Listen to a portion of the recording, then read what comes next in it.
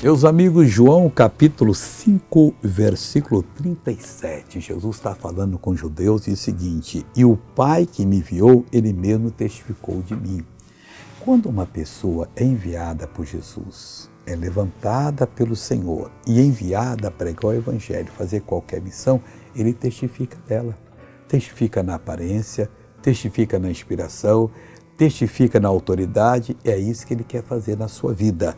E o Pai que me enviou, ele mesmo testificou de mim. Vós nunca ouvistes a sua voz, nem vistes o seu parecer. Mas agora nós podemos ouvir a voz de Deus e ver o parecer dele. E como missionário, fazendo a vontade do Senhor. Hoje é um dia especial para você receber tudo de Deus. E Deus vai dar tudo para você. Agora esse dia não quer dizer de 24 horas, não. É o período.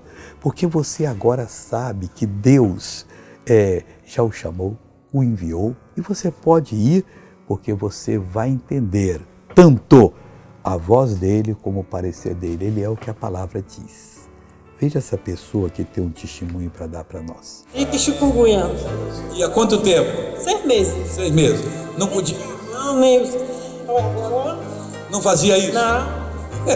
Está livre agora? Graças a Deus. Oh, palmas para Jesus. Obrigado, Jesus. Agora eu quero orar por você. Vamos orar. Pai, muito obrigado.